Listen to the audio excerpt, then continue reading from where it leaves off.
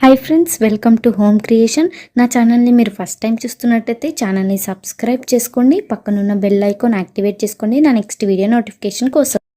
అందరికీ హాయ్. ఈ వీడియోలో మనం 7 శనివారాల వ్రతం ఎలా చేసుకోవాలని చూద్దాము. వీడియో ఎండ్ వరకు చూడండి, అప్పుడైతే మీకు క్లియర్గా అర్థమవుతుంది. ఈ పూజ గురించి చాలా మెంబర్స్కి తెలియని వాళ్ళకి యూజ్ అవుతుందని ఈ వీడియో చేస్తున్నాను. ఈ పూజ నేను శ్రావణ మాసంలోనే స్టార్ట్ చేశాను. ఈ పూజ కూడా నాకు కంప్లీట్ అయిపోయింది. నేను వీడియో చేయాలని అయితే తీయలేదు, నేను నార్మల్గా వీడియోస్ తీసుకున్నాను. ఇప్పుడు నాకు ఎందుకో పెట్టాలనిపిస్తుంది, నాకు మెమరబుల్గా కూడా ఉంటుంది కదా అని చెప్పేసి ఈ వీడియో అనేది పెడుతున్నాను. ఈ పూజ చాలా వేస్లో చేస్తున్నారు. ఎన్ని వేస్లో చేస్తున్నారు అనేది ఫుల్గా క్లియర్గా నేను వీడియోలో చెప్తాను. నేను చేస్తున్నట్టే మీరు చేయాలని లేదు, మీకు వీలైనట్టు మీకు నచ్చినట్టు ఈ పూజ అనేది చేసుకోవచ్చు. ఈ పూజ చేసుకుంటే చాలా అంటే చాలా మంచి జరుగుతుంది. ఈ పూజ ఏ సాటర్డే అయినా స్టార్ట్ చేయొచ్చు, ఏకాదశిలోను కానీ అలా స్టార్ట్ చేస్తే చాలా మంచిది. అమావాస్య అప్పుడు అలా స్టార్ట్ చేయకపోవడం చాలా మంచిది. మనకి కార్తీక మాసంలో కానీ శ్రావణ మాసంలో కానీ ఎప్పుడైనా ఎవరైనా చేసుకోవచ్చు. మనం పూజ చేయాలనుకున్నప్పుడు ఇల్లంతా నీట్గా క్లీన్ చేసేసుకోండి. ముందు రోజు పూజ చేసే రోజు ఏ సాటర్డే మీరు స్టార్ట్ చేయాలనుకుంటున్నారో ఆ సాటర్డే మార్నింగ్ 4:30 ఆ టైం, అంటే మార్నింగ్ అవ్వకముందే మీరు నిద్ర లెగిసి మళ్ళీ ఇల్లంతా నీట్గా క్లీన్ చేసేసుకొని బయట ముగ్గులు వేసుకొని గుమ్మాలకి ముగ్గులు వేసేసుకొని మీరు ఎక్కడైతే పూజ చేయాలనుకుంటున్నారో అక్కడ నీట్గా ఇప్పుడు నేను చూపిస్తున్న విధంగా పసుపు రాసుకొని పద్మం ముగ్గు అనేది వేసేసుకోండి. నేను ఇది పూజ చేసినప్పుడైతే తీయలేదండి. ఇప్పుడు శాంపుల్కి వాయిస్ ఓవర్ ఇవ్వకముందు వీడియో తీసేసి మీకు ఇందులో యాడ్ చేశాను, ఎందుకంటే నేను వీడియో పెట్టాలనుకోలేదు. ఇప్పుడు నాకు ఆ పూజ చాలా బాగా నచ్చింది, వీడియో పెడితే చాలా అనిపించింది. సో అందుకు ఇప్పుడు కొన్ని వీడియోస్ అనేది తీసి నేను పెడుతున్నాను. నేను పూజ చేసినప్పుడు కొన్ని క్లిప్స్తోని వాయిస్ ఓవర్ అనేది ఇస్తున్నాను. ఇప్పుడు పద్మ ముగ్గు వేసుకొని నేను శాంపుల్ కోసం ఇలా చూపిస్తున్నాను. నాకు ముగ్గు పిండితో అంతగా ముగ్గులు వేయడం రాదు. ఇప్పుడు మీరు చూసారనుకోండి, నేను పద్మ ముగ్గు వేయడం నవ్వుతారని చెప్పేసి ఇది ఇలా నేను చేశాను, అచ్చుతో చూపించాను. తర్వాత పీట మీద కూడా ముగ్గు వేసుకొని క్లాత్ అనేది కొత్త క్లాత్, ఫస్ట్ వీక్ అయితే కొత్త క్లాత్ వేసుకోండి. నెక్స్ట్ వీక్స్లో మీరు అదే వాష్ చేసుకొని వేసుకోవచ్చు. ఎల్లో కలర్ క్లాత్ కానీ వైట్ కలర్ క్లాత్ కానీ వేసుకోండి. నేనైతే పూజ చేసినప్పుడు బ్లూ కలర్ క్లాత్ వేసి మళ్ళీ దాని మీద వైట్ క్లాత్ వేసుకొని చేశాను. ఇంకోండి ఇప్పుడు నేను శాంపుల్ కోసం చూపిస్తున్నాను. ఎల్లో కలర్ క్లాత్ వేసి బియ్యం వేసుకోండి, 3 గుప్పెట్లు వేసుకొని పసుపు కుంకుమ బియ్యం మీద వేసుకొని వెంకటేశ్వర స్వామి లక్ష్మీదేవి ఉన్న ఫోటోని పెట్టుకొని మీ దగ్గర ఉన్న ఫ్లవర్స్తో నీట్గా అలంకరణ అనేది చేసుకోవాలి. ఇప్పుడు పూజ ఎలా చేసుకోవాలనేది చూద్దాము. ఫస్ట్ పసుపు వినాయకుడు అనేది చేసుకోండి. మీ దగ్గర వినాయకుడు విగ్రహం ఉంటే వినాయకుడు విగ్రహమైనా పెట్టుకోవచ్చు. వినాయకుడికి దీపం ప్రసాదం అన్నీ కూడా పెట్టుకోండి. మనం ఏవైతే దీపాలు పెట్టుకోవాలనుకుంటామో అన్నిటికీ బొట్లు అనేవి పెట్టేసుకోండి ముందుగానే. ఆ తర్వాత వినాయకుడి పూజ అనేది చేసుకోండి. శుక్లాంబరధరం ఉంటుంది కదా, అది చేసుకున్న తర్వాత మీకు అన్ని వినాయకుడు ఉపచారాలు వస్తే అవన్నీ చదువుకోండి. లేదంటే ఓం వినాయకాయ నమః అనుకొని 3 సార్లు కానీ 5 సార్లు కానీ 11 సార్లు కానీ అనుకొని వినాయకుడికి దీపధూప నైవేద్యాలు హారతి సమర్పించుకొని తర్వాత వెంకటేశ్వర స్వామి పూజ అనేది స్టార్ట్ చేయండి.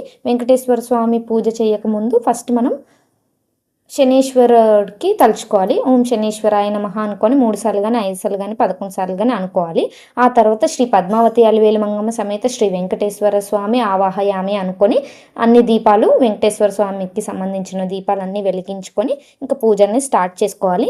ఈ పిండి దీపాలు కొంతమంది ఫస్ట్ వీక్ ఒక పిండి దీపం, సెకండ్ వీక్ 2 పిండి ప్రమిదలు, థర్డ్ వీక్ 3, ఫోర్త్ వీక్ 4 అలా పెట్టుకుంటున్నాను. అన్ని వీక్స్ కూడా 7 పెట్టుకుంటున్నాను. ఒక్కొక్క పిండి దీపంలో 7 ఒత్తులు వేసుకోవాలంటే ఒక పిండి ప్రమిదలో 7 ఒత్తులు, 2 పిండి ప్రమిదలో 2 ఒత్తులు, అదే 2 పిండి ప్రమిదలోనే 7 ఒత్తులు, మళ్ళీ 3 అట్లా అన్ని పిండి ప్రమిదలో 7 పిండి ప్రమిదలు 7 ఒత్తులు అనేది వేసేసుకోవాలి. కొంతమంది అయితే ఫస్ట్ వీక్ ఒకటి అట్లా చేసుకుంటున్నారు కదా, మీకు ఎలా వీలైతే మీరు అలా చేసుకోండి. మ్యాక్సిమం 7 పెట్టడమే నాకైతే అనిపించింది, నేను 7 అయితే పెట్టాను. మీకు ఎలా వీలైతే మీరు అలా చేసుకోండి. మీ దగ్గర వెంకటేశ్వర స్వామి లక్ష్మీదేవి విగ్రహాలు ఉంటే అభిషేకం చేసుకోండి. నేనైతే పాలు పెరుగు అన్నీ అలా సపరేట్గా చేశాను. మీకు అలా కాలేదు అనుకుంటే ఒక గ్లాస్లో అన్ని పంచామృతాలు వేసుకొని పువ్వుతోని పంచామృతాలన్నీ వేసుకొని శుద్ధ జలంతో మళ్ళీ పువ్వుతోని వేసేసుకోండి. నేను చెప్పింది మీకు అర్థమవుతుంది అనుకుంటున్నాను. ఒకవేళ ఈ పూజ మీరు చేయాలనుకుంటే సంతానం కోసం అయితే మనకి వెండి ఉయ్యాలనేది దొరుకుతుంది, అది పెట్టుకోండి. లేదు అంటే మనం ఇల్లు కట్టాలనుకోండి, వెండి ఉయ్యాలనేది వెండి షాప్లో దొరుకుతుంది అది. లేదంటే ఏదైనా జాబ్ పర్పస్ అనుకోండి, మనకి వెండి చైర్ అనేది దొరుకుతుంది. అవి ఈ 8 వారాలు 7 శనివారాలు వ్రతం చేసినప్పుడు 7 వారాలు కదా, వడ్డీ కాసులు వాడు కాబట్టి 8వ వారం చేస్తాం కదా, ఈ 8 వారాలు ఈ పూజలో చేసినప్పుడు అవి పెట్టుకొని పూజ అంతా అయిపోయిన తర్వాత మీరు తిరుపతికి వెళ్ళి తిరుపతి హుండీలో వేసుకోండి. అలా చేస్తే మీకు ఆ కోరిక నెరవేరుతుందని ఈ పూజకి అర్థం అనమాట. చాలా బాగా యూజ్ అవుతుంది. చాలా మందికి కోరికలు అనేవి నెరవేరాయి. సో ఎవరైనా అలా చేయాలనుకుంటే చెయ్యండి. ముడుపు ఎలా కట్టుకోవాలనేది మీకు కావాలనుకుంటే కామెంట్ సెక్షన్లో కామెంట్ చేయండి. నేను పక్కాగా చేసి పెడతాను ముడుపు ఎలా కట్టుకోవాలనేది. కలశం ఆచారం ఉన్న వాళ్ళు కలశం పెట్టుకోండి. కలశం ఆచారం లేని వాళ్ళు కలశం పెట్టుకోకపోయినా పర్వాలేదు, పూజ అనేది చేసుకోవచ్చు. కలశం ఎలా పెట్టుకోవాలనేది తెలియని వాళ్ళకి కామెంట్ సెక్షన్లో కామెంట్ చేయండి. కలశం ఎలా పెట్టుకోవాలనేది ఆ వీడియో కూడా చేస్తాను. పిండి దీపాలు ఎలా చేసుకోవాలి అన్నీ సేమ్గా కావాలనుకుంటే కూడా కామెంట్ సెక్షన్లో కామెంట్ చేయండి. పిండి దీపాలు ఎలా చేసుకోవాలనేది ఆ వీడియో కూడా నేను నెక్స్ట్ చేసి పెడతాను. ఇక్కడ నేను శంకు చక్ర దీపాలు కూడా పెట్టాను కదా, అది మీ ఇష్టం, ఇన్ని దీపాలు పెట్టాలని లేదు. నాకు నచ్చినట్టుగా నేను చేసుకున్నాను.